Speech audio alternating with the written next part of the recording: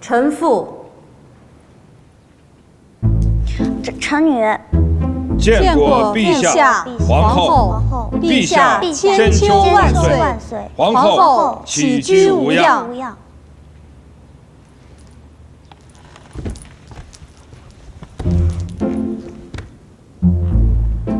免礼，赐座。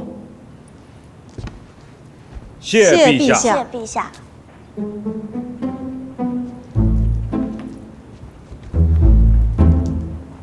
你瞧什么呢？这灯可真大，我从未见到盖得如此精致的房子，第一次见，很难不喜欢。哦。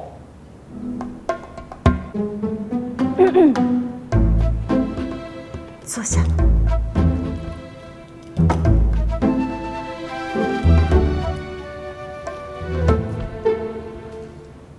陛下宣召臣以家眷，臣以加见，不胜荣幸。哎，常爱卿不必多礼啊。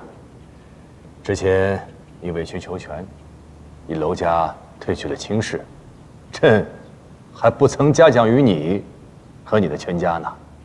何将军满门忠烈，为国尽忠，臣全家对其伟德感佩至极。自要满足何将军临终之言，不曾委曲求全。过谦了，陈爱卿，这奖啊，终究还是要奖的。那个是爱卿之女吧？是啊。过来一些，让朕和皇后好好的看看你。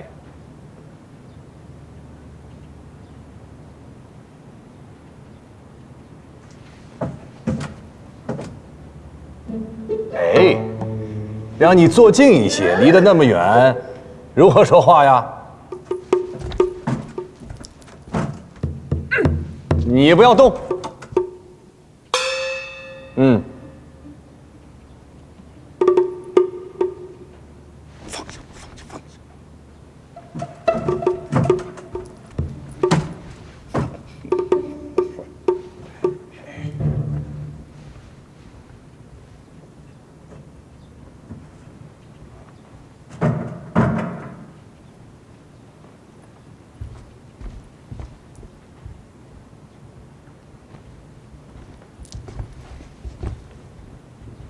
陈家娘子，你闺名是？我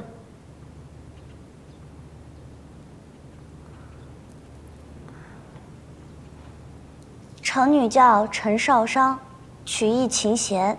少商贤。少商，倒是个好名字。今年齿龄几何？我已经过了及笄好几个月了。朕问你，你与娄世子退亲，你这心中可有难受啊？回禀陛下，难受自是难受，不过我家不曾想毁约，只是知道此事不得不为。此话怎讲？小女子在书中看到过这样一句话：天地不仁，以万物为刍狗。数月前，我在家书上任的华县，看到兵祸后民众的惨象，所以小女就想，正是因为天地无情，冷漠看待世间，所以我们生而为人，更应该仁义为怀，互助互勉才是。若只是为了自己的得意而不顾他人气息，此乃禽兽所为。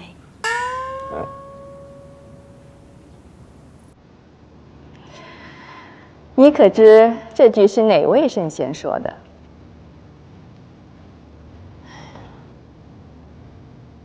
孔曰成仁，孟曰取义。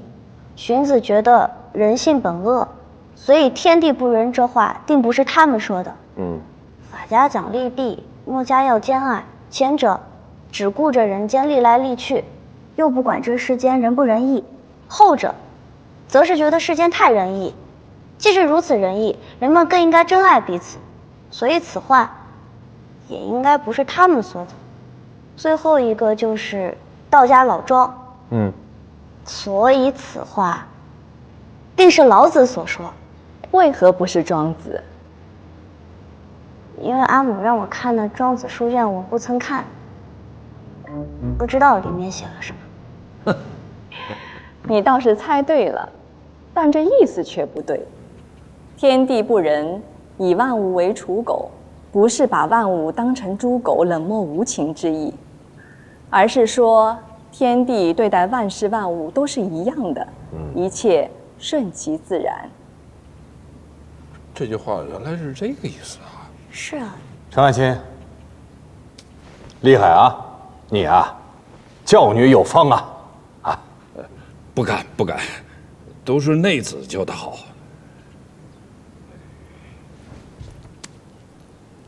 陛下，因常年在外征战，10余年未曾归家，妾与将军教女无方，还望陛下不要见笑。少商，你父母为了国事耽误了你的学业，余见你甚是聪慧，陈将军和陈夫人只需略花心思，定能把你教好。多谢皇后夸赞。皇后，你长得好美啊！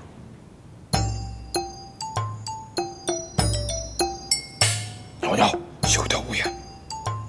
哼，那真要问你了，是你阿母好看，还是皇后好看啊？皇后好看。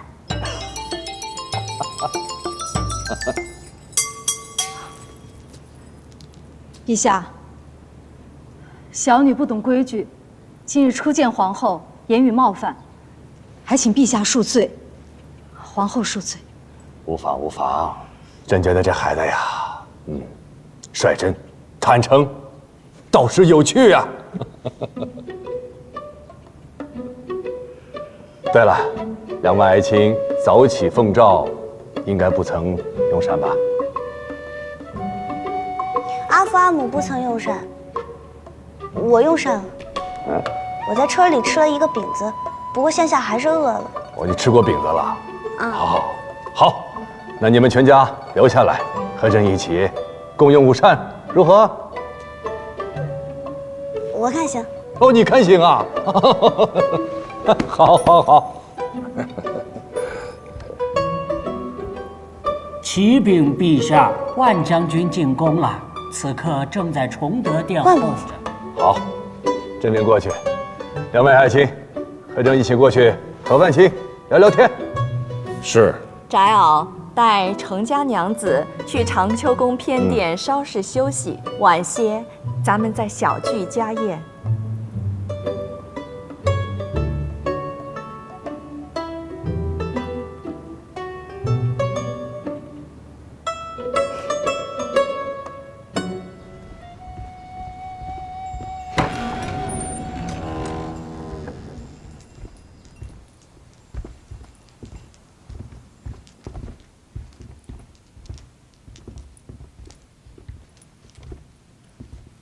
老身去服侍皇后换衣，程娘子且稍坐。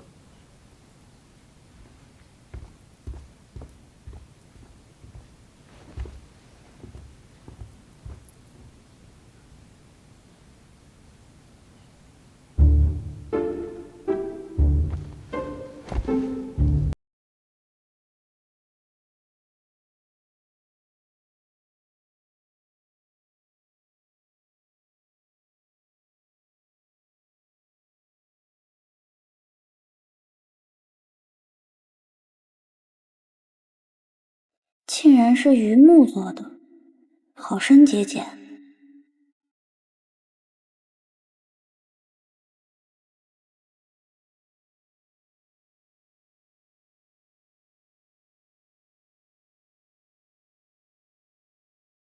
此殿堂高3丈有余，柱围却2人可抱，可见并不完全依靠梁柱来支撑。这倒是与寻常百姓家的屋舍不同，也不知道是用了什么妙法建起来的。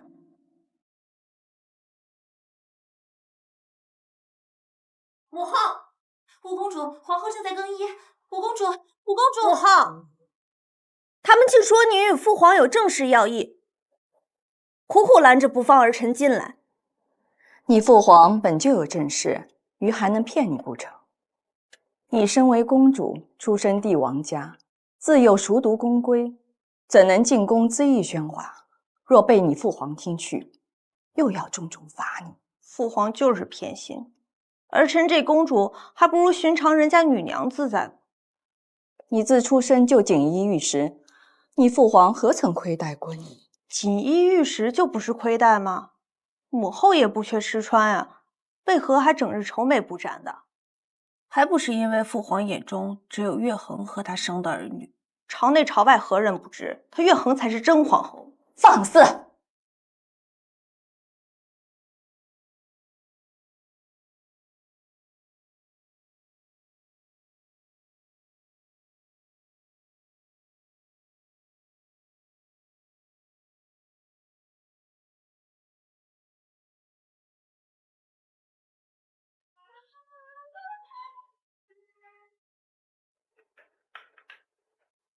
是谁在你面前挑拨这些离心的话去？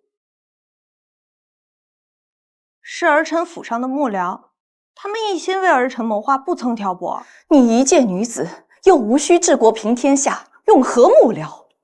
你即将嫁给岳氏，与这些儿郎来往密切，你让你未来君舅小岳侯作何想？儿臣来正想为此求母后，这亲儿臣不解，儿臣才不要嫁给小岳侯之子。岳恒那外甥文不成武不就的，连三公主家驸马都不如，为何我宣室联姻的郎君儒雅博学，他岳氏非要出个浪荡子给儿臣？这明知是害儿臣，可是暗中欺辱母后。胡闹！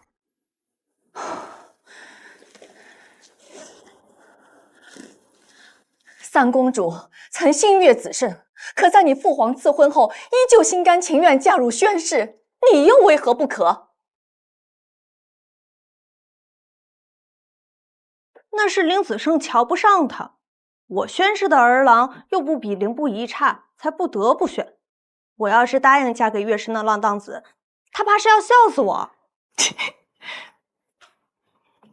母妃没瞧见五公主哭着跑进长秋宫的慌张模样，真笑死人。看来父皇果真铁心要将她嫁去舅父家了，真的是，他有何不满？娶一个如此骄横无理的心腹，说来还是舅父家吃亏。你表哥那般浪荡子，五公主不愿嫁他也不奇怪啊。凭何不嫁？儿臣当年心悦子受，父皇让儿臣嫁与宣室为妇，儿臣不也含泪嫁了吗？同为公主，同等联姻，凭何他想不嫁便不嫁？我劝你还是少白日做梦些。林子胜若是看得上你这般鬼模样，还至于令你父皇为他担忧多年吗？怕是能嫁他的女娘，早就能绕都城围一圈了。母妃，你怎如此贬低亲生女儿？不服呀？宣氏驸马有功勋傍身，非但家世清白，为人更是刚正不阿。你想想你那表哥，成日里花街柳巷的乱窜，哪个女娘肯嫁他？若是让你跟小五换个郎婿，你乐意吗？那小五满府幕僚呢？日日凑在一处，假称商议国事，实则背地里做甚，谁又知道？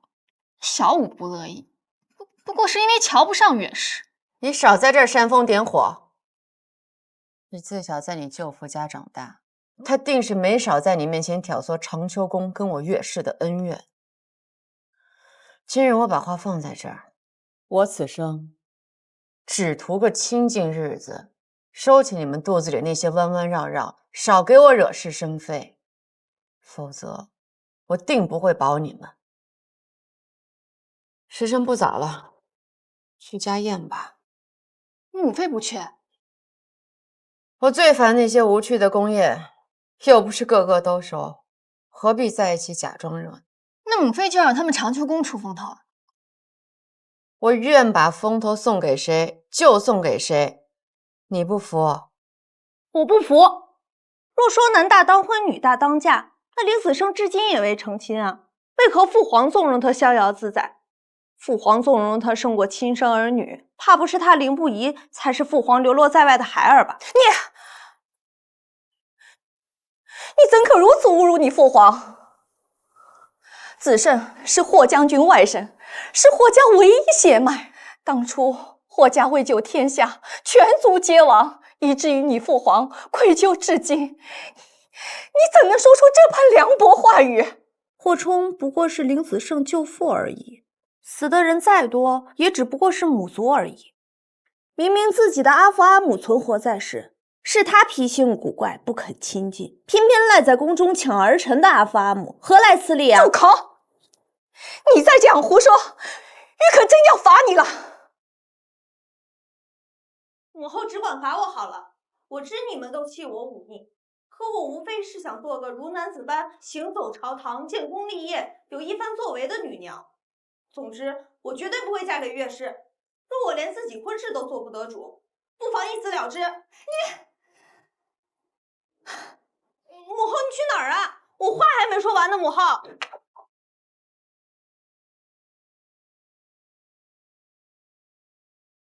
母后，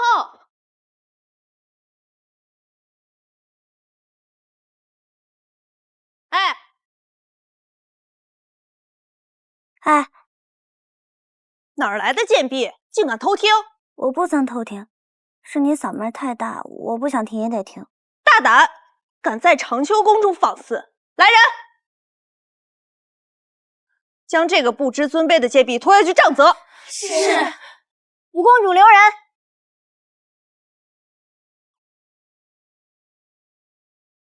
五公主，此乃曲陵侯府的程家娘子，首次进宫，不知晓宫中规矩。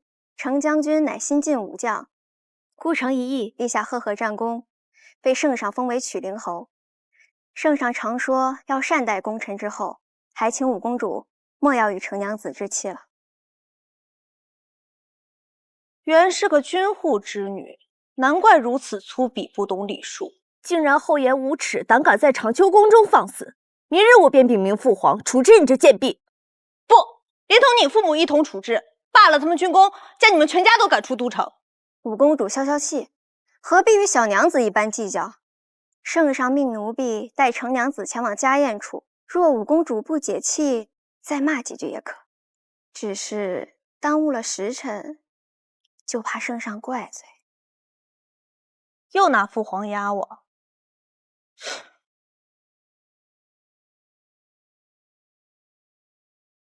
算你命好，若非有宫宴，我定饶不了。宴席上最好小心谨慎些，莫要让我抓到把柄，否则让你们程氏全家赔罪。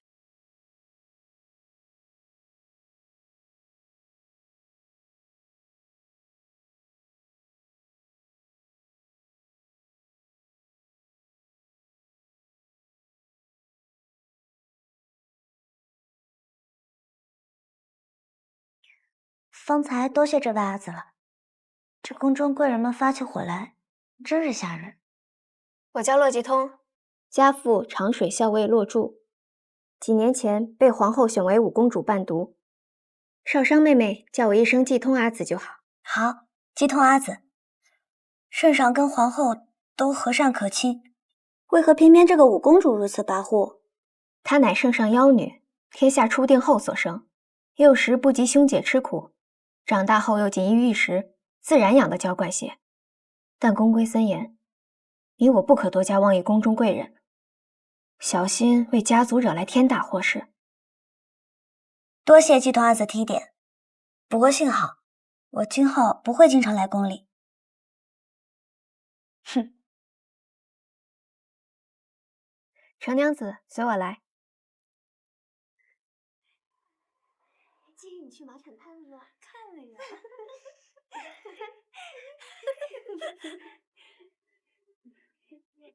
程娘子，坐在此处即可。多谢。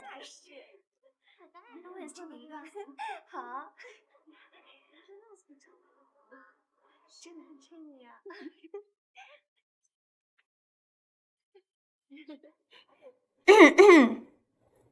真是何人都有资格入宫宴了。这宫中处处需按尊卑序位来做，少商妹妹地位卑微，自然要坐在末席了。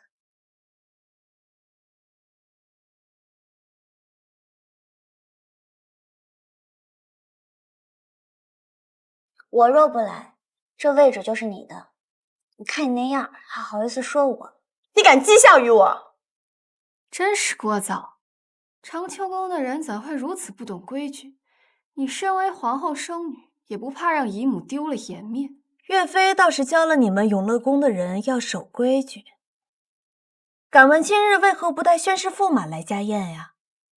是三子与宣誓驸马又起了争执，还是因为今日子胜会来，三子把宣誓驸马留在府中了？五妹，与其操心他人夫妇房中事，还不如思虑你那一屋子面首如何处置啊！你若再不赶紧将他们驱散，只怕过不了几日，连都城人都知晓了。你今日家宴，各位都少说一句，也憋不死人。若还压不住，待会儿父皇母后来了，你们大可把现在的话当他们面说，看看臊不臊得慌。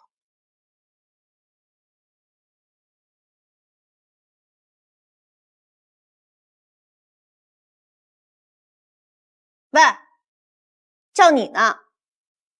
方才与我在长秋宫争执的是你吧？尚未开席，父皇母后尚未入席，你便先行偷吃，怎么如此没规矩，少教养？五公主怕是不知道吧？从前她阿父在外征战，将她独自留在家中，无人管教，算是个乡下的野孩子吧。她也是第一次入宫，定是不知道宫中规矩，饿着肚子来面圣的。难怪举止如此粗鄙，原来是没有父母教啊！胆敢在宫宴上偷偷吃饼。这不是饼，你唬我，饼我还认不得了。这当真不是饼，这叫薯囊，在乡野家家户户饭点的时候都吃这个，一个馕可顶3个时辰不饿。公主难道连这个都不知道？我听我阿父阿母说，这圣上节俭，皇后节约，公主怎能连这个不知？哦，也是，公主贵为天之娇女，每天身在皇宫庭院之中，自然好多东西是没有见识过。你，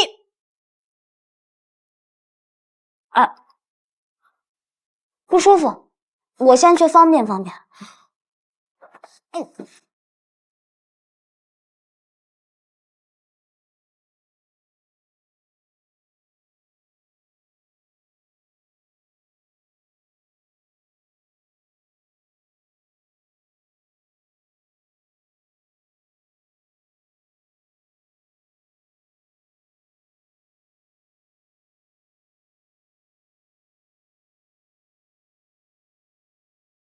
丞相娘子嘴巴挺了得，倒叫我看看这脚上功夫如何呀？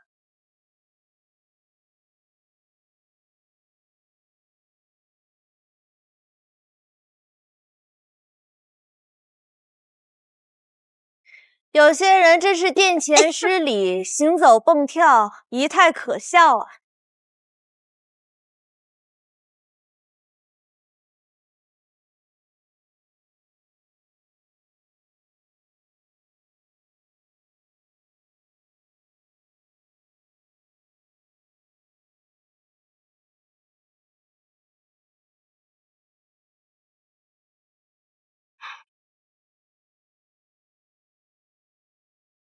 哼。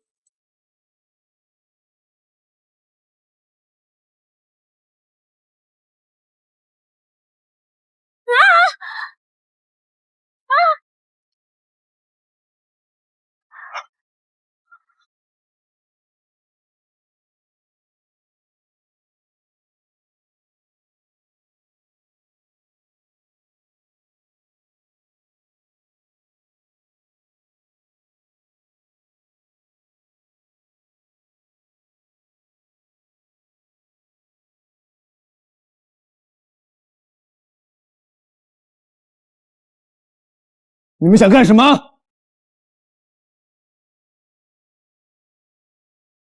我道是谁？原来是程家娘子救兵来了。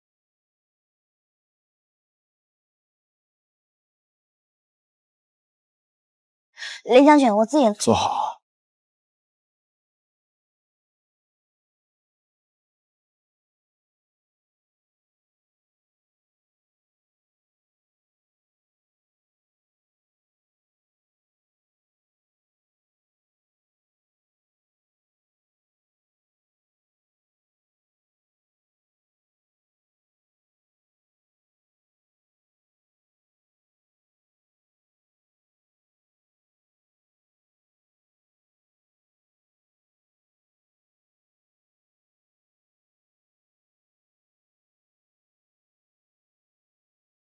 林子胜，你这是何意？早听闻圣上已为五公主觅得了岳氏驸马，驸马人品风流，乃是旷世少见之人，与五公主甚是般配。子胜在此先行恭喜了。你敢笑话我？子胜，三公主与宣侯世子成婚时，臣人在外征战，未能及时恭贺，在此道一声迟来的恭喜。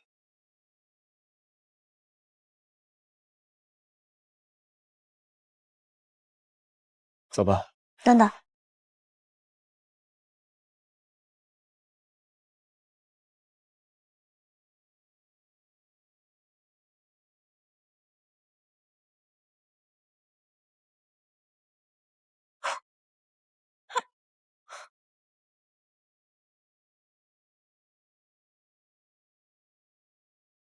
你这个小贱婢！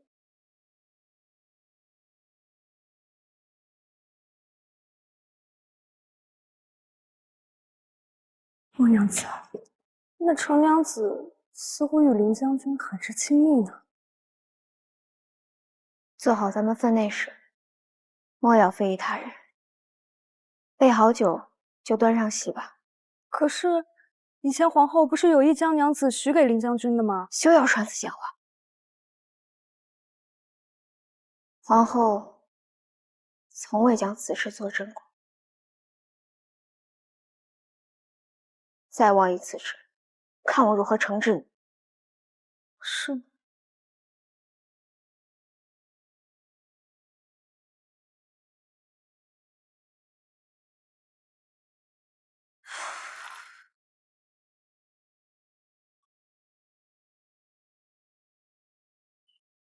林将军这是作何？为何不放手？拉来扯去的只会更难看。你难道想我们在宫中被人看笑话吗？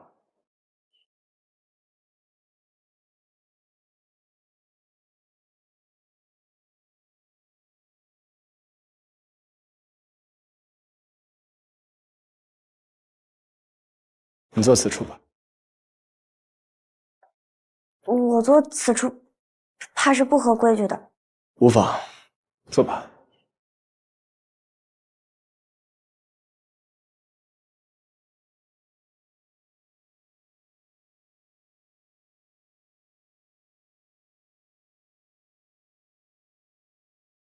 如今宫里行事愈发不讲规矩了，连一个小女娘都可以坐在皇兄身侧。皇兄，你真是好脾性啊！三弟莫要吓着人家，这是家宴，本就不必太过拘束礼法。再者，是子胜带他坐在这儿的。皇兄此言差矣，以小亏大，治家稳而无章，何以治国？窈窕淑女，君子好逑。既坐在此处，总要通明吧？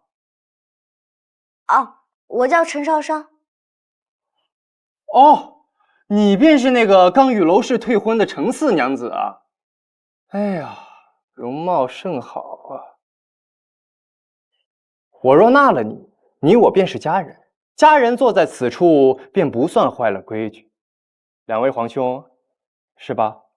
五弟啊，你就是太长情了，才让父皇屡次训斥。怎么，坚决不改，是吧？五殿下不必惦记了，少商他已经有亲事了。哎，子胜欺我啊！这满都城中何人不知城楼退亲之事？是啊，所以现在我可以娶她了。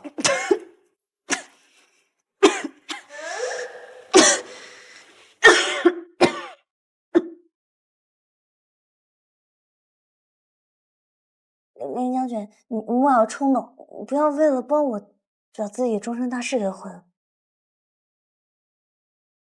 哼，怕是子胜和皇兄待得太久了，气势不若从前凌厉，竟连一个小女娘都敢违抗你的命令。陛下到。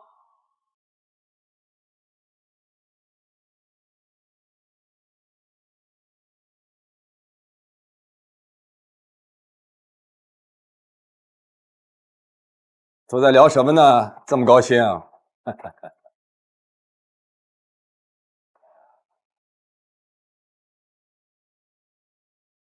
行程家宴，不必如此拘束。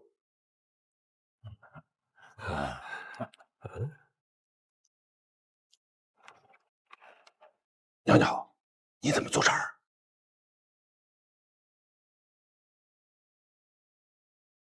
陛下，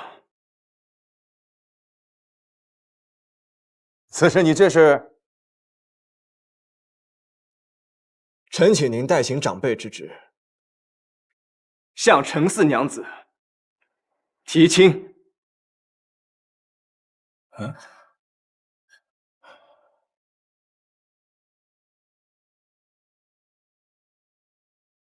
好，好，哎呀，好，朕还以为这件事啊要拖许久呢。如此说来，那就是今天定下来啊。程爱卿，来，程爱卿，子胜10岁起呀，就养在朕的跟前，如亲子无异啊。今日朕暂代复职，向爱卿你啊提亲。程爱卿，意下如何？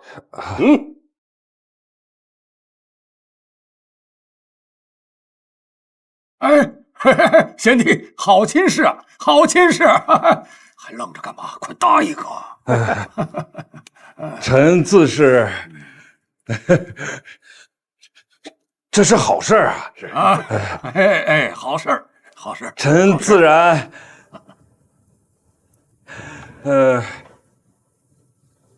此亲不能接。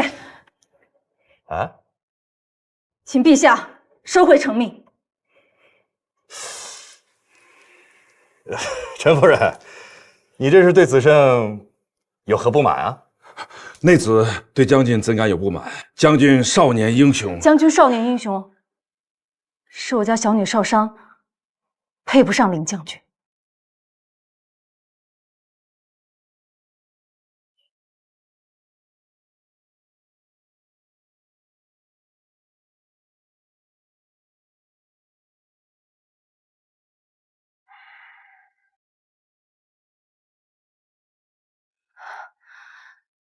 小女自幼缺乏管教，行事顽劣不堪。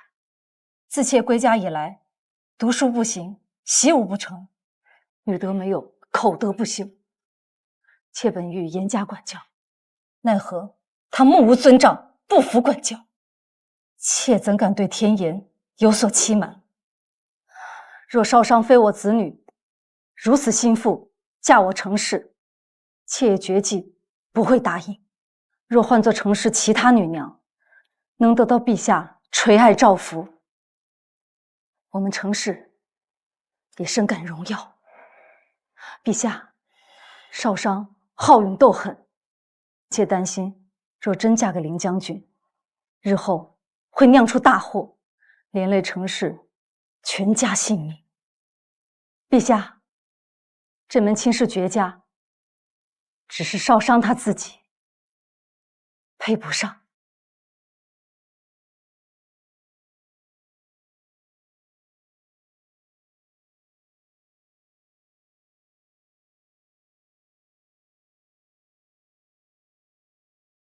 程爱卿，陈夫人所言当真吗？此事不怪小女。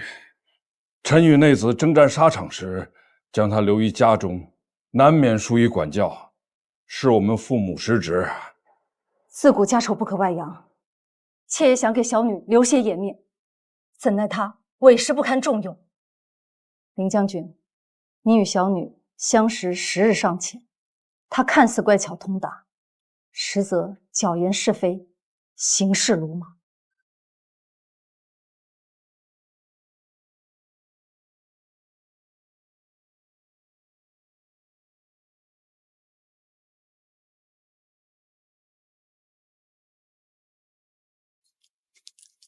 陈娘子，你认为你自己真的如你母亲所说那般，如此不堪吗？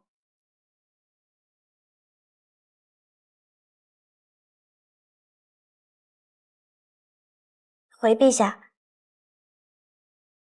我阿母所言，句句属实。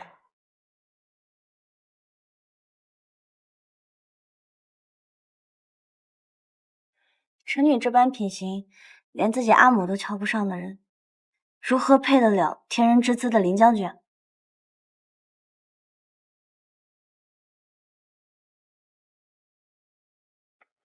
是啊，圣上不如收回成命。你说什么？想不到啊，真想不到，竟然会有人为不嫁子胜，将自己的亲女贬得一文不值。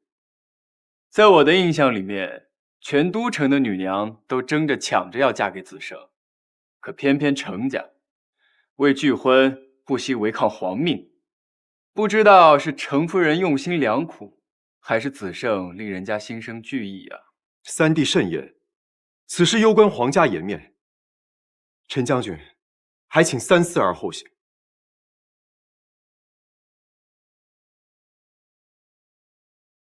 那个，要是不嫁凌不疑的话，嫁我也行啊。这个程娘子与我倒是挺配的，她粗鄙不堪，我放浪不羁，我俩才应该是一对儿。说什么呢？混账东西，有你说话的份儿吗？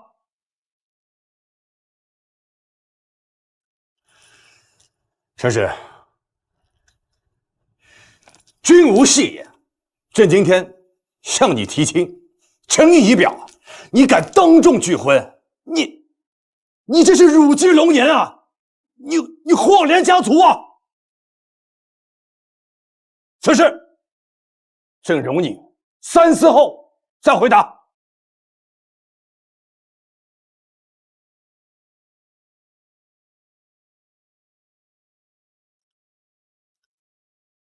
臣违背圣意，罪该万死。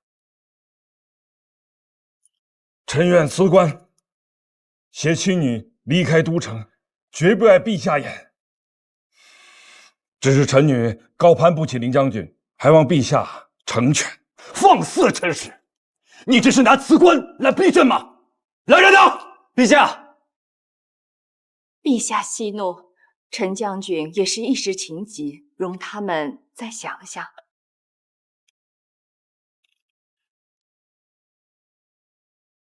陛下，陛下，林将军文韬武略，武艺不强，少壮时就立下赫赫战功，是全都城小女娘们日思夜梦都想驾驭的郎婿。只是臣女自知，这般的林将军，臣女是匹配不上的。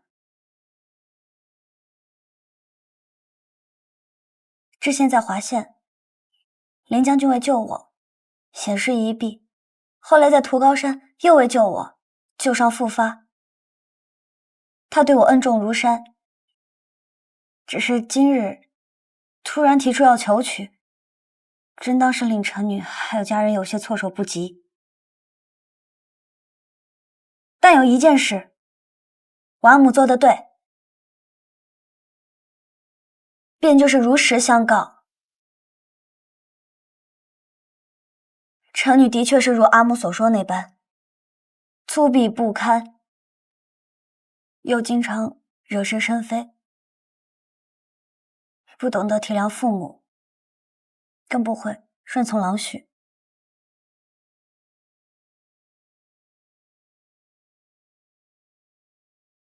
不过抛开这些都不说，臣女今日就想问林将军一句话。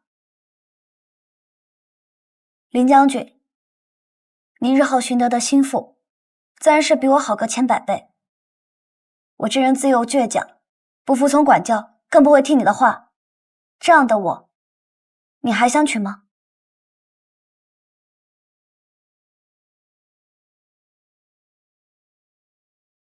当然。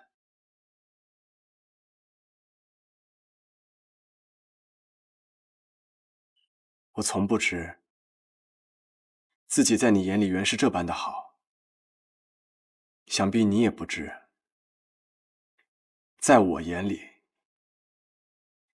你陈少商就是全都城最好的女娘。林将军，陈夫人，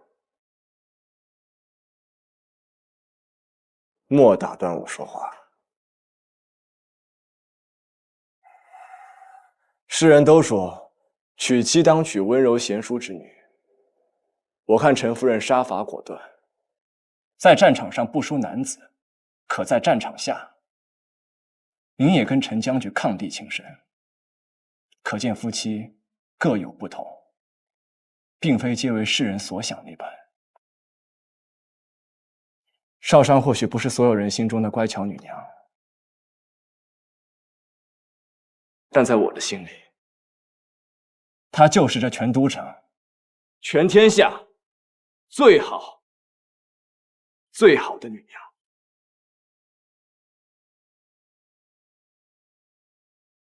她天真果敢，敢爱敢恨，是天底下最能与我并肩同行之人。子胜此生，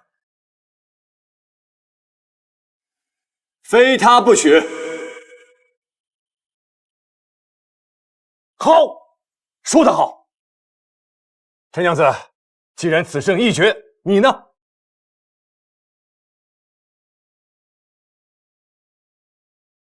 你不用看他们，他们今天说了不算，今日由朕为你做主。纵然孝道再大，那也大不过天子圣意。你有什么心里话，只管说出来。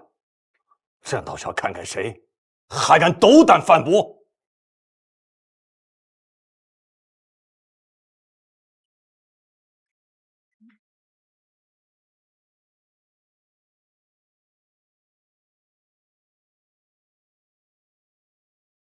臣女无需他人决断，只听自身。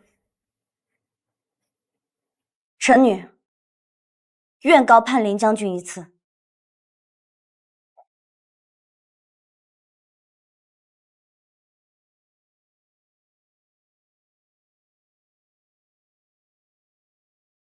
哎，哈哈，好！哎，陈娘子啊，这桩婚事可是你自己亲自应承的，一诺千金啊！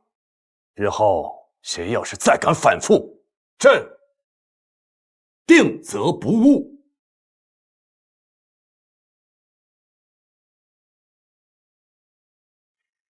谢陛下。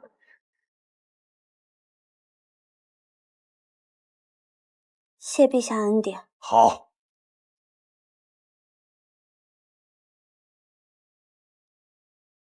成事还不谢恩呐？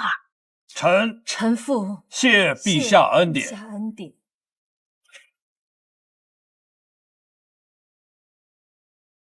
好了，行了，都起来吧。哎，来人！哎，又怎么了？陛下啊，是义昌郡主八成是听到林将军定亲了，昏过去了。看看这些小女娘，成何体统了？啊，席还没开呢，就喝多了。哎，我说呀，真该让她呀去成秋宫，好好的学习规矩。啊，是。子胜，起来，快起来！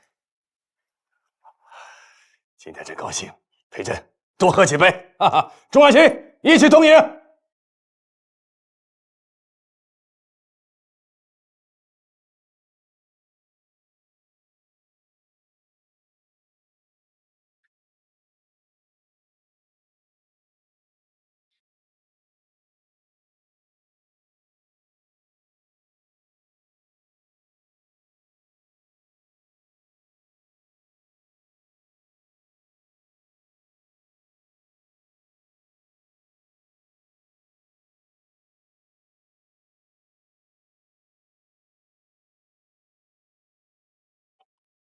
跪下！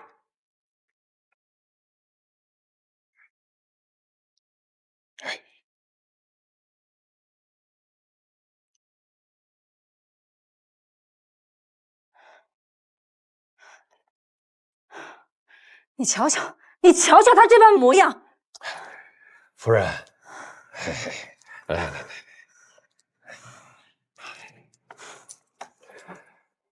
今天太过惊吓，别说是他，我上一时回不过神来。他受惊吓，我看他今日威风得很啊，当众允婚，连圣威都丝毫不惧啊。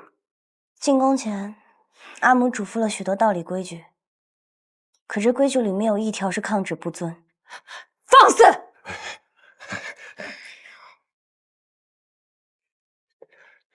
娘娘啊，你可不能这样伤了你阿母的心呐！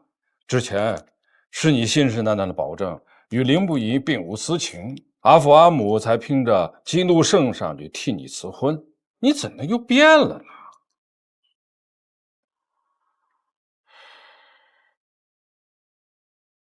之前我要嫁与阿瑶，阿母就不满意，总在我面前提凌不疑。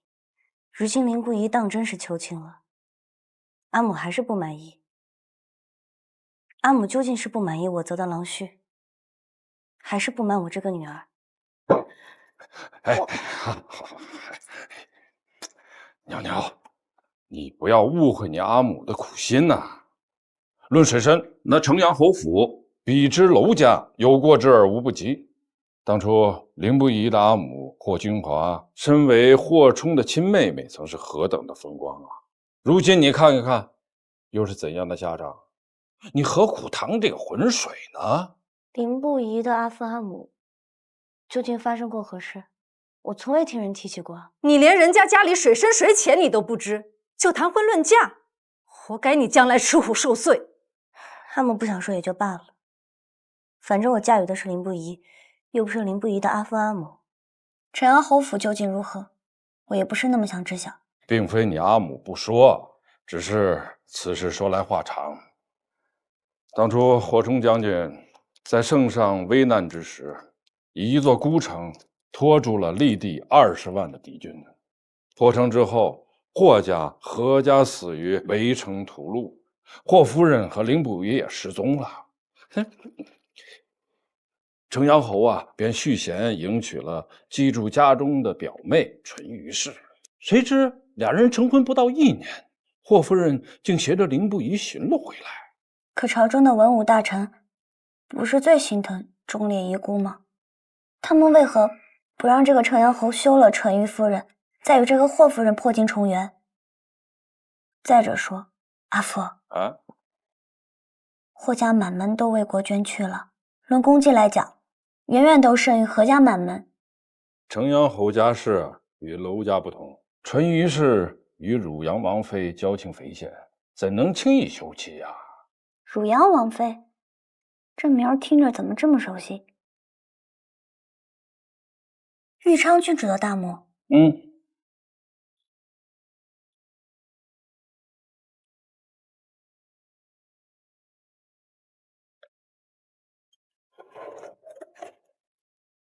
此乃妾身以真金为王妃锻铸的神像，置于屋中，可镇宅驱邪。你来瞧老身，便是有心了，何必次次带这般贵重礼物？再贵重的礼物，在王妃面前都不过俗物耳。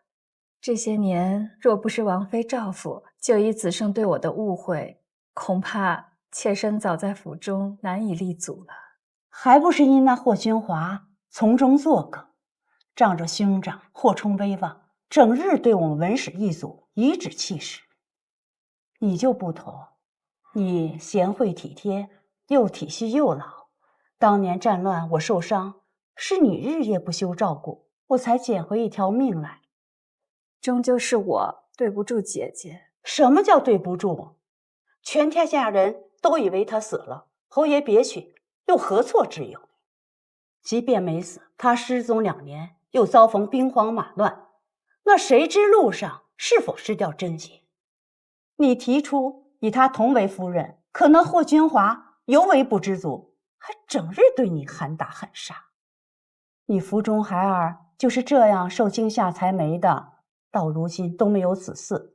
可那霍君华还整日装疯卖傻，挑拨你子胜的关系。待豫昌嫁为子胜，我定让豫昌多劝服他。大母，如今全城的人都在看我的笑话，你得为我做主啊，大母！郡主，别怪李裴大夫，以后请都才小过于杀。哎呦，我的心肝！你这是在闹什么？大母，全都承认东芝大夫心意灵不一，可他近日去曹州向程四娘子提亲，我究竟哪里比不过程四娘子？我哪里比不过她？竟让她如此羞辱！谁是程四娘子？竟也配跟你比？哎呀，就是之前在府上与王娘子打架，后来又与娄家定亲的那个程娘子呀。大母，如今子生要娶她，让我被全都成人笑话。郡主请安心，那个程娘子败德损行，我与侯爷都不喜欢她，这亲事肯定成不了。我这就去找侯爷，让他寻子胜好好谈谈。哎呦，快起来啊！来，看我们孩子委屈的，不哭啊！不哭不哭。什么程娘子？我与你阿母都觉得城阳侯府是虎穴龙潭，所以才拼死拒婚。娘娘，或许你觉得阿父阿母的言辞刺耳，但我们的确都是为你好。娘娘，淳于是不好相与，只是其一。更令我与你阿父担心的是那个林不疑。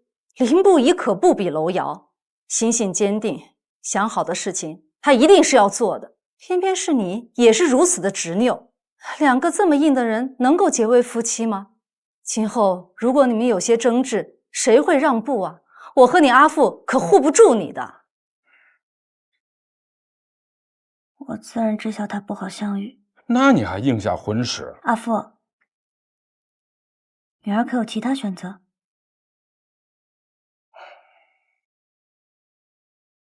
今日，阿母当着所有人的面贬低我，你们可有瞧见？平日里耻笑我粗鄙不堪的那群女娘，是如何的神情？阿母一心就想拒绝林不疑这个棘手的女婿，恨不得把我踏入尘埃，贬得一文不值。可我也有自尊，也有骄傲，也想抬头做人。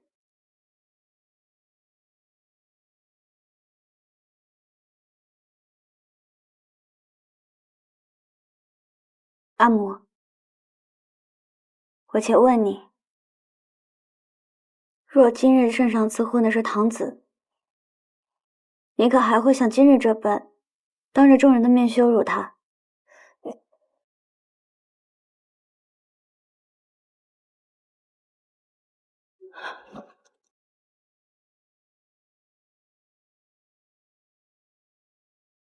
若是泱泱，我根本无需这般操心。哎呀，怎么就扯上泱泱了？娘娘，你阿母并非有意贬低你，只是若不这般说，如何收复圣上啊？即便阿父阿母的言辞不当，伤了你，你也不要拿自己的终身去赌气呀。我并没有赌气，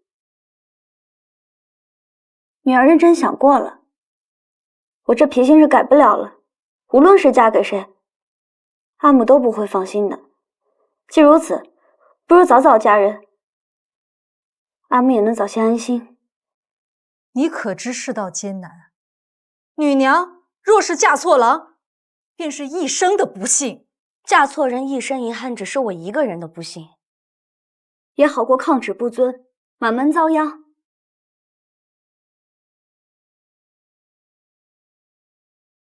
你们未曾教养过我，从前我心中是有怨，不过如今我想明白了，我又何曾对你们尽过孝？所以啊，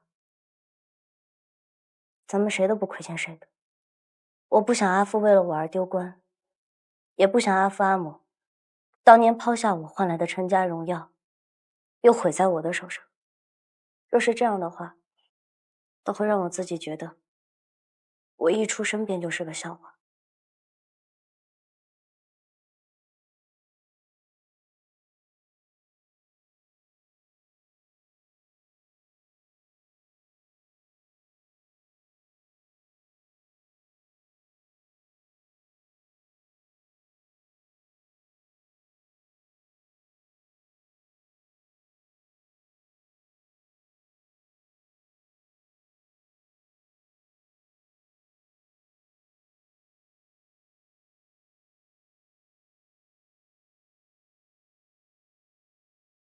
阿父阿母，这门亲事是女儿自己定下的，落子无悔。无论前路如何，女儿一人承担，绝不祸累家族。好，好，阿母不阻你的前程。你要想嫁给那林不疑，阿母成全你。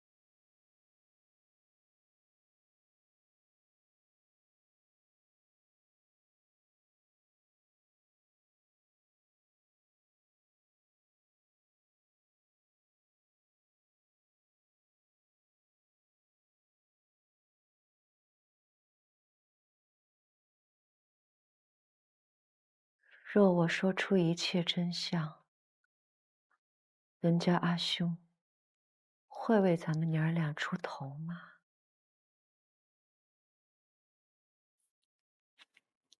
孤城的真相，孩儿已经查得有些许眉目了。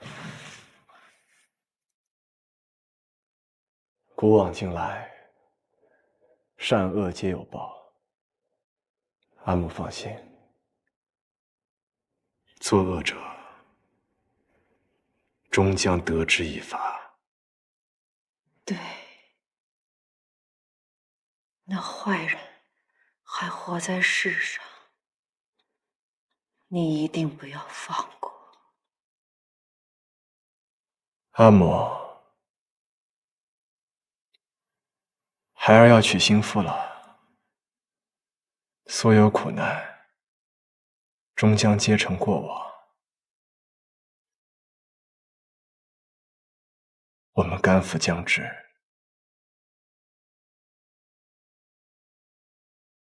子胜啊，你要娶新妇，阿父却是最晚知晓的人，你这是心中还在怨恨阿父吗？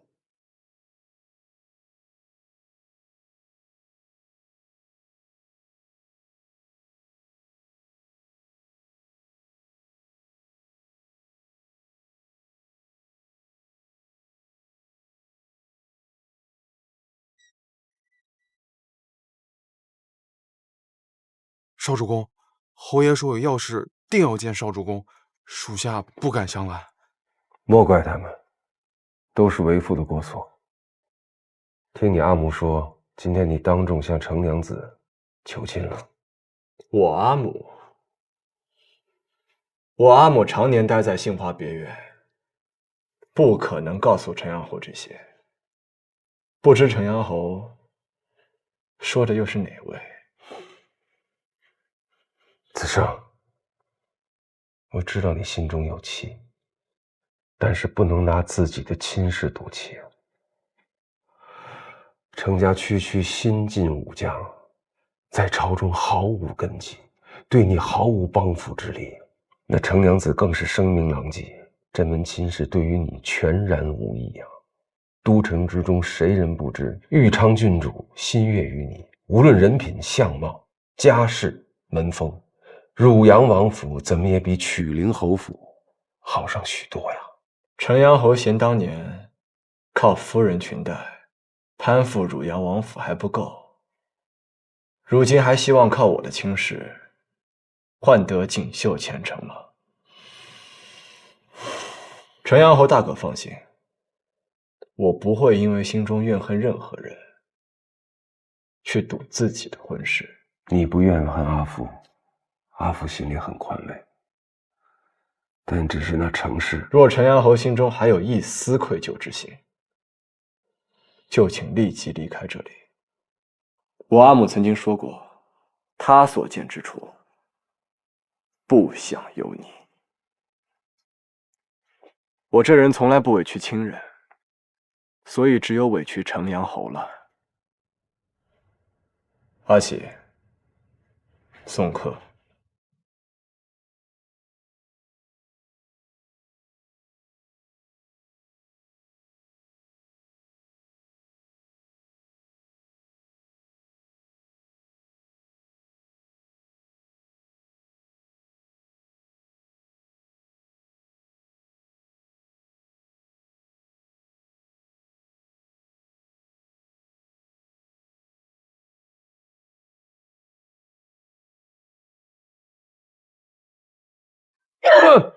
你算什么东西？不知名的阿猫阿狗也敢在我面前放肆！我乃霍氏独女，你个毫无根基之辈也敢来求娶，给我提鞋我都不配！我偏要打死你这个浪荡子！我打死你！打死你！我打死你！我打死你！我打死你！你个浪荡子！你个浪荡！好了，好了，没事了，不要打伤了手。子胜，这里有没有医馆？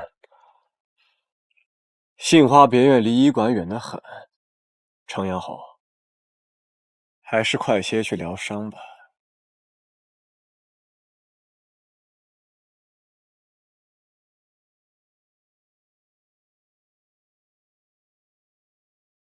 义军，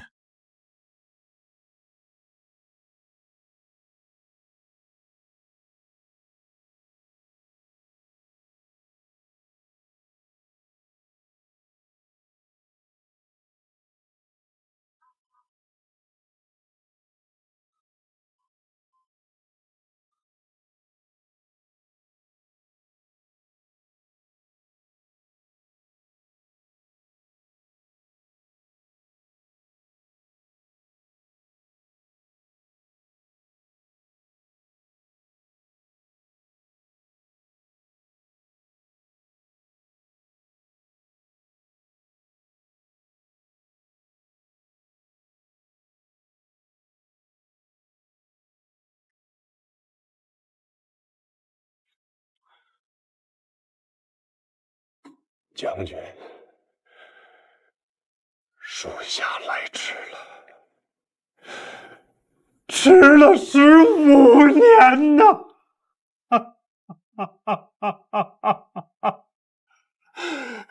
属下对不住你。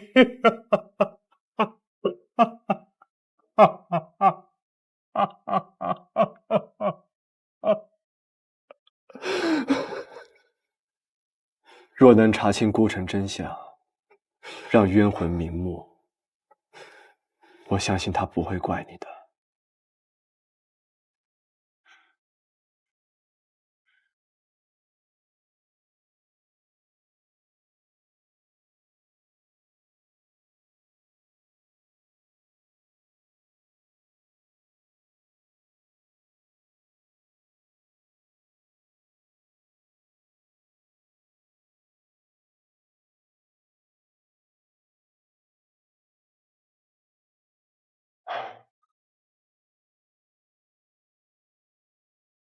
少主公，属下近些时日一直在找寻当年小约侯麾下一世的下落，终于让我查到了个军医，他如今早已改名换姓，正隐居在那城郊西村。我让阿启、阿飞随你一同去西村查探。不可，少主公身边人过于大言，为稳妥起见，还是让属下自己去打探。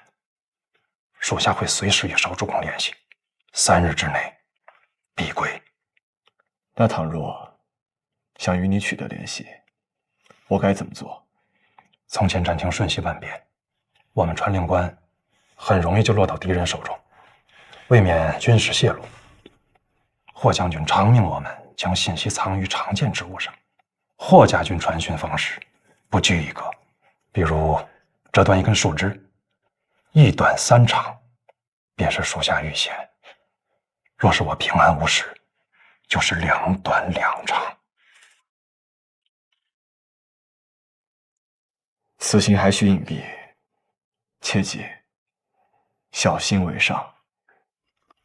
请少主公放心。只是属下还有一些不明，少主公为何如此焦急地寻找孤城残部？莫非这当年孤城城破，还另有蹊跷？是矣。但如此焦急，是因为我有了心仪之人。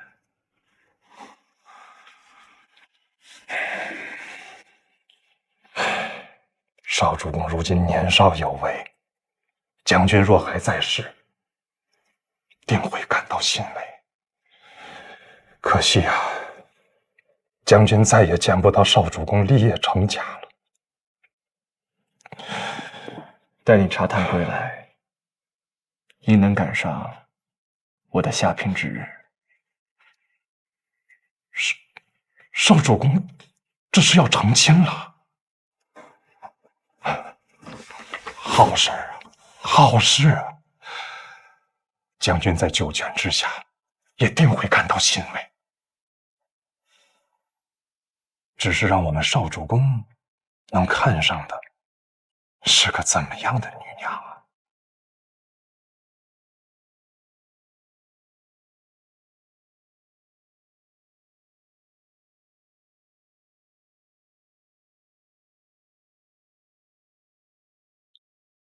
她是一个非同寻常的女娘，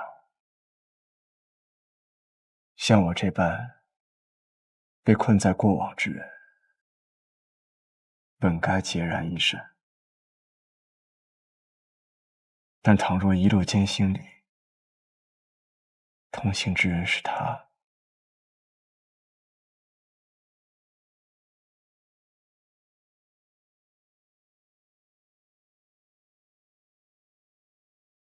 或许值得一试。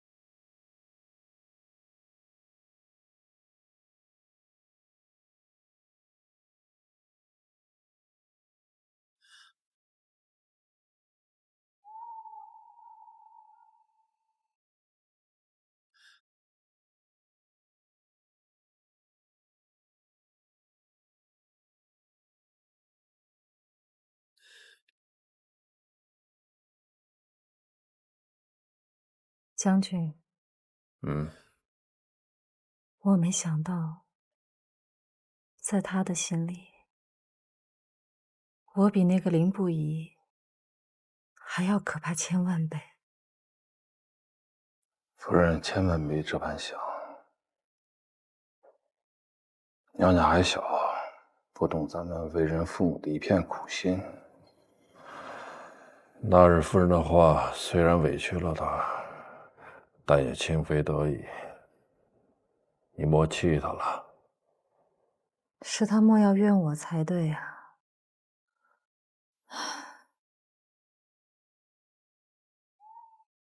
当初是我们对不起袅袅，如今他宁可豁出自己的姻缘，也要与我们对着干，这便是自食恶果呀。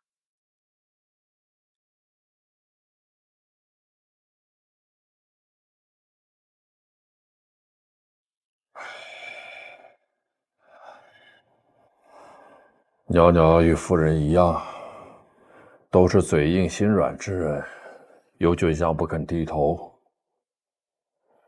说话总是往最伤人处说。我不怪他，我只怪我自己。当日因，今日果。当初不管我们有多为难，多么的不情愿，也是我们抛下了他，令他长成现在这个样子。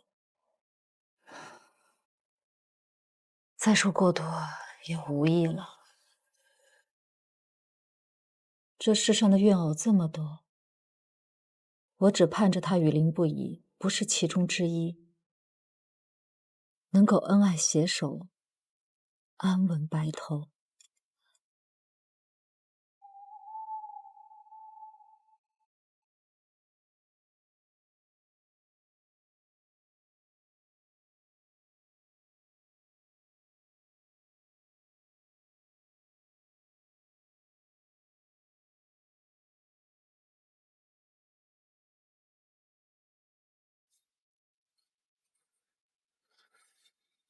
明日楼河两家大婚，阿木与孩儿一起去吗？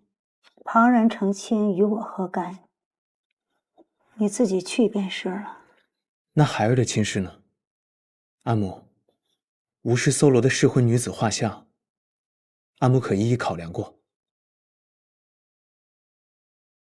你已成人，婚事可自行做主。若看中了哪家的心仪心腹，劳烦你阿父去提亲便是了。那阿母呢？他人父母操心子女亲事，恨不得事事安排。为何阿母从不关心孩儿将来会娶怎样的宗父？自己的事情自己做主，难道不好吗？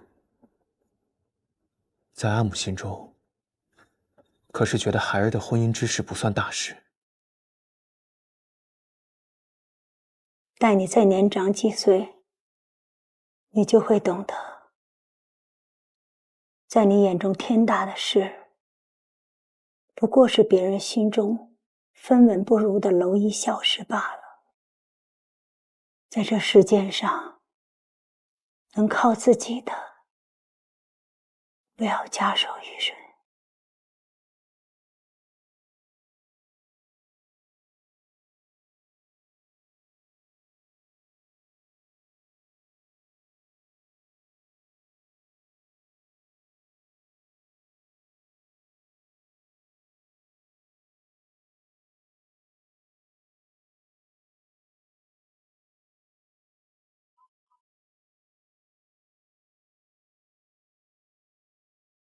夫人如何说的？可为公子选定哪家女公子了？母亲说，全凭我自己做主。公子学识广博，为人聪慧，有主张。夫人啊，是对公子放心，才会将这婚事啊放手给公子自身。父母，你不用劝我，我懂的。这世间有事事插手儿女婚事的父母，自然也有甩手不管的。我羡慕他人有父母干涉管教，他人或还羡慕我无人约束呢。公子说的他人是谁啊？无谁。这世间谁人不是既可笑又可怜呢？你公子，快起来了！林将军来府上了。大清早的，他在孟府上做什么？女公子，你忘了，今日楼河两家大婚，林将军特意过来接你一同去。这会正在九锥堂等着你呢。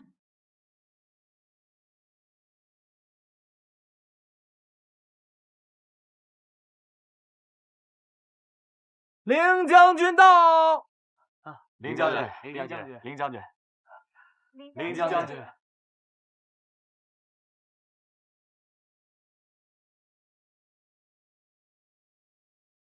林将军。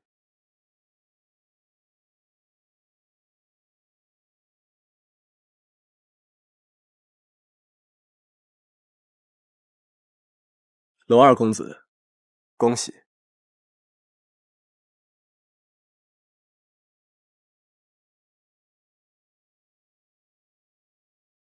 阿瑶，祝你和昭君阿紫永结同心，百年好合。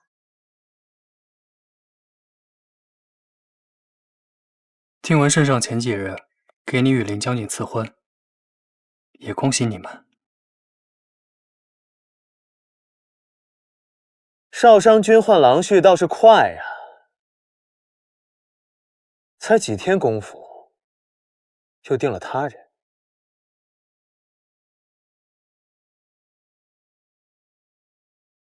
与你有何干系？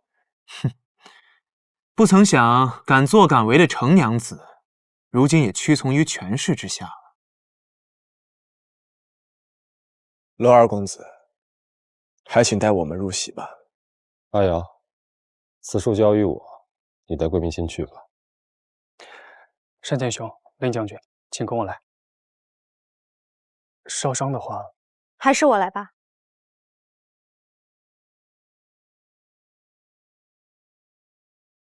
阿耀，我来领少少妹妹去女眷处吧。少商，走吧。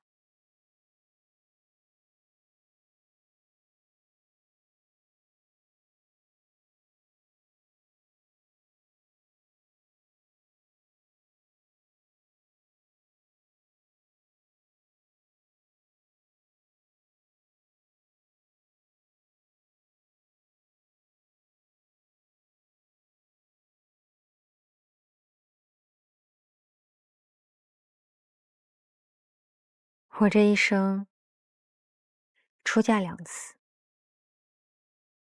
第1次喜袍加身，家破人亡；第2次热笑成婚，不能吹打鸣金，竟连个灯笼都不能挂。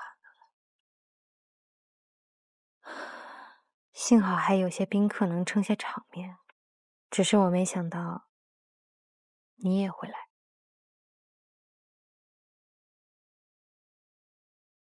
我也不曾想自己会来。少商，我还是要谢谢你，把阿瑶还给我。若非因为我，你也不用嫁与林不疑。我还以为你要说，我捡到了一个天大的便宜。早知有这门亲事，为何不早些退亲？林不疑心黑手狠，嫁他算什么大便宜？当初我在冯一郡曾亲眼见他审讯，现在想起来还是身心发寒。按说他养在圣上身边，万事由他，怎的身上戾气这么重，像身负血海深仇似的？那不是戾气，那是杀气。他是将军，狠也狠对了地方。你这般维护林不疑，看来你们也并非毫无感情。我当初年轻气盛，不懂得看人。经过此事，我才明白，男人美貌倜傥又有何用？要心地柔软、温厚才好。至于你，也算半个厚道人吧。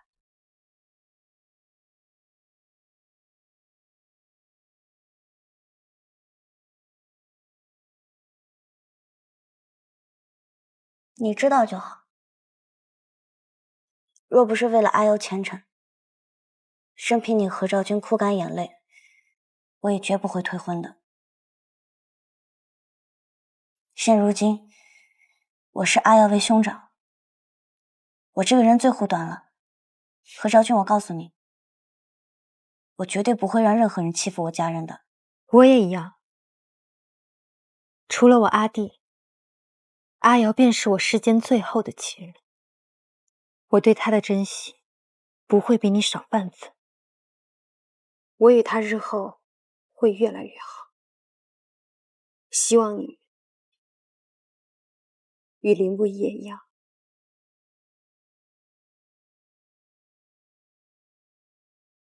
但愿吧。走吧，我们回宴席处。我尚在守孝，按规矩，我不便见面。今日我是特地寻你，同你讲这笑话。话已说完了，人情也算尽到了。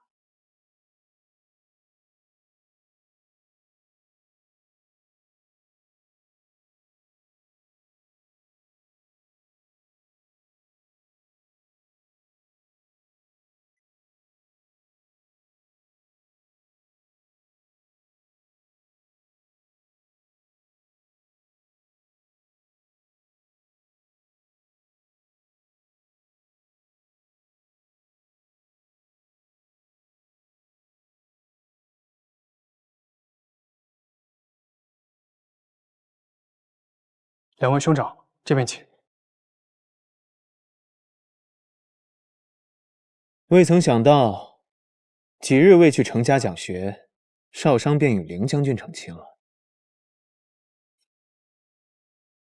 日后陈家的功课交给我便可，不必麻烦袁公子。不过若袁公子赋闲家中实在无聊，我也可引荐公子入室，省得天天盯着女娘们的婚事。不必了，恩师皇甫仪已见我入朝，日后我与凌将军便是同僚了。凌将军放心，我若是闲了，定会去找凌将军的麻烦。啊，不是麻烦凌将军。哼，不麻烦。待我与少商成亲的时候，定请袁公子来喝杯喜酒。说到喝喜酒，上个月我还以为今日喝的是少商与阿瑶的喜酒，可见这亲事一日未完婚，便是一日做不得数啊。袁公子先是任陈氏教习，现如今又来打听我与少商的亲事，若不是知道你眼高于顶，怕不是会猜想你对武父是否有非分之想。哼，程少商此人从不屑男欢女爱，他只会经营算计。我平生最看不惯拿婚姻算计的男女，对他更没非分之想。哦，那这么说的话，袁公子只是针对在下了。我就是想瞧瞧，被满腹坏水的女娘瞧上的男人，最终会是怎样的下场？那可真是要令袁公子失望了。我与少商情投意合，定能白头到老。但像袁公子这般小肚鸡肠、嘴损无德之人，未必能走到那个时候。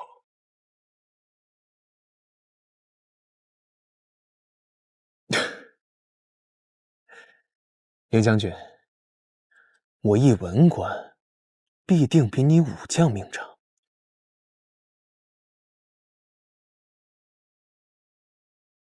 情投意合，白头到老。你说这话，自己信吗？两位兄长别吵了，在我看来，少商是天底下最好的女娘。闭嘴！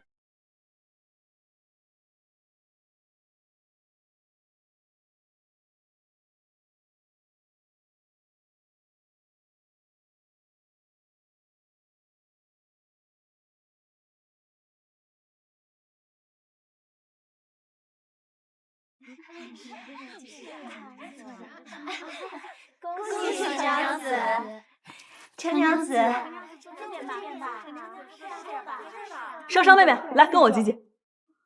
不必了，多谢。袅袅，你来了。来，坐这儿。十一郎挑拣多年，眼光也不过如此呀。池少商，你好是能耐呀！前脚与我堂兄退亲，后脚又搭上十一郎，你这样对得起我堂兄吗？是圣上亲口向我陈家提的亲，天大的深恩，哪敢无端拒绝？楼离，你这么大口气，当时就应该让你在御前，看看你有没有胆量拒绝。可你也不应该如此快答应呀！我堂兄得多难过，他对你情深意切，你就该伤怀，该避居乡野。凭什么你堂兄另娶我就要终身不嫁？就算是要嫁，也要先伤怀好些年，错过花家之期。最终是嫁了，也要找一个不甚如意之人，躲在冷僻角落舔舐伤口，不能在人前出现。知道的是知道我陈家为圆满何将军临终遗言，不知道的还以为我陈家欠你们楼家多大人情呢。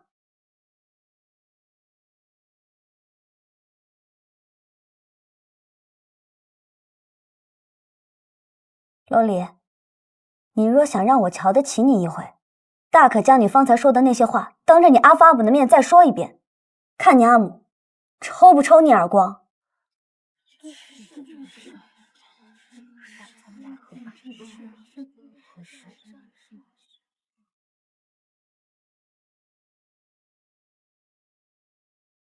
夫人，这是要去何处啊？小女娘间的玩笑罢了，谅也不会闹到你我面前来。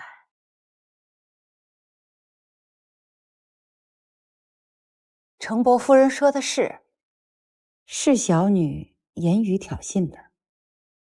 少商不能嫁到我们家中，娄氏何家甚觉惋惜，只是为了成全忠烈遗愿，不得不这般。夫人不曾往心里去，我也就安心了。我自然不会往心里去。我家得圣上亲赐11郎，这么好的郎婿，夜半都会笑喜，又怎会心生怨怼呢？凌将军能陪少商来娄氏参加婚宴，着实令人心中钦佩。即便胸怀再大度的儿郎，也不会陪心腹来前未婚夫婿家参加婚宴。只是不知凌将军对少商是无情无心呢，还是他压根儿就不顾及自己的颜面？多谢各位到访，请。多谢二位。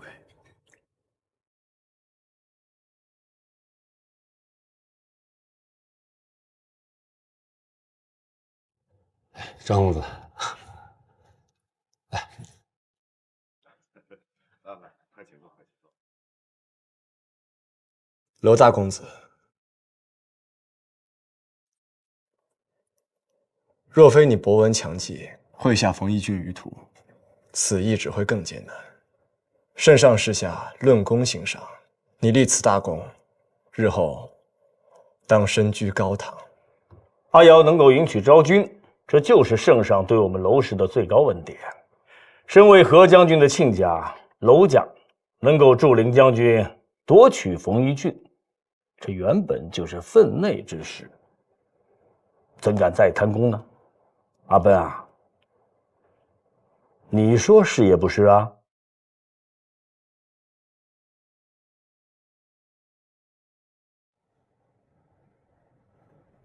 伯父甚知我心。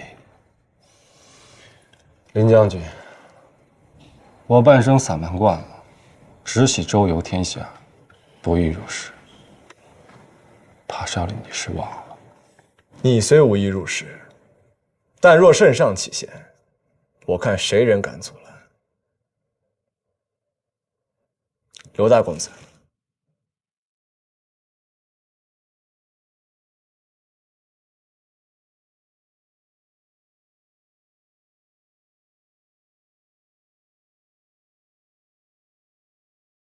这程家才到娄家退亲，没多久就在宫中定了亲，快得令人咂舌了些，不免让人生疑心呀。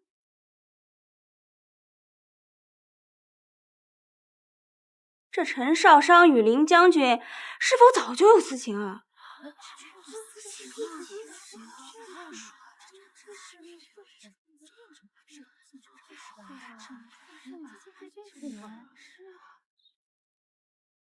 阿言，你为何来南明演戏啊？倒也并无大事，只是刚刚程四娘子说她落了件披风在林将军马车上，托前来问问。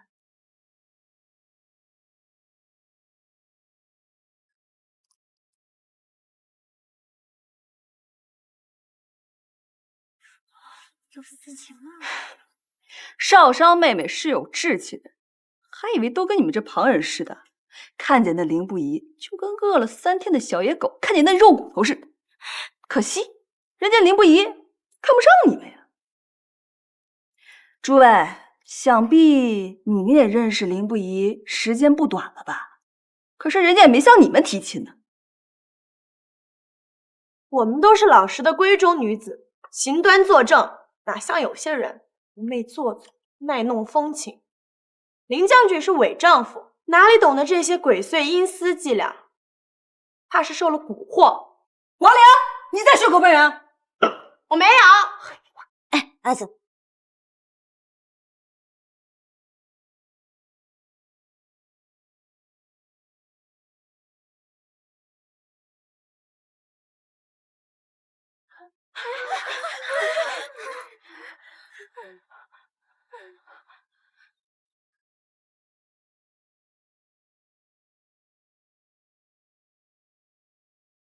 林将军，今日乃是我娄家的大喜之日，你这是何意啊？我行至何处，黑甲卫便跟至何处，向来如此，无意冒犯。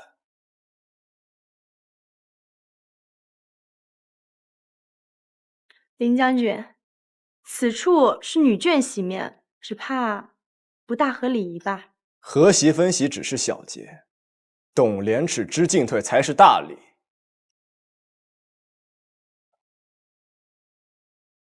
好，既然王娘子说我不合礼仪，那我今日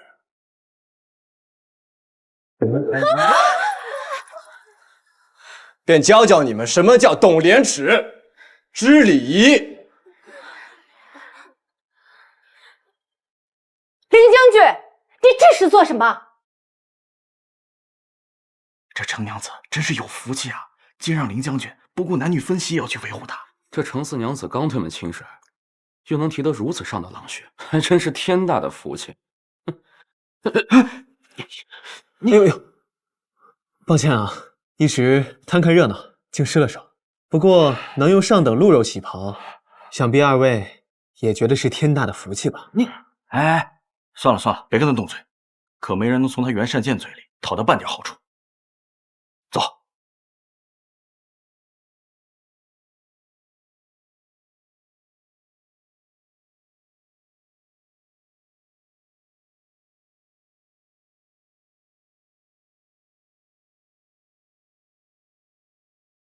陈夫人，方才王娘子说在下不合礼仪，如今长辈们看着，也算是合理了。如此甚好，林将军思虑周全。林将军此话差矣，圣人云礼仪。礼仪？你一个女公子，张嘴闭嘴就谈论未婚夫妇的隐私之事，你觉得自己很懂礼仪，很懂廉耻吗？你尚未出嫁，就已经一副市井妇人的嘴脸，娄大夫人，你知晓吗？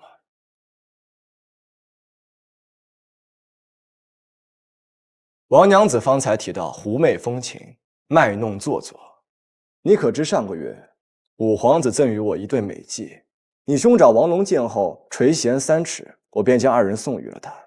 可谁知不过几日，你阿父又将其笑纳。狐媚风情，卖弄做作，这夸赞的可是他们2人啊！你，与其整日琢磨如何攀污我家心腹，不如回家好好想想，日后该怎么称呼这2位美姬？是敬为阿嫂呢，还是敬为阿母呢？林不疑，你。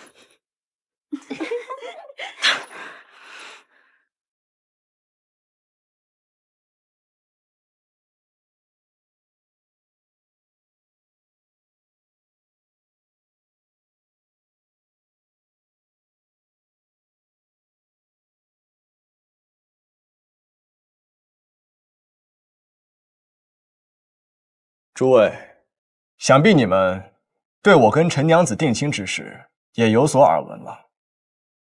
待我成婚之时，还请各位大驾光临。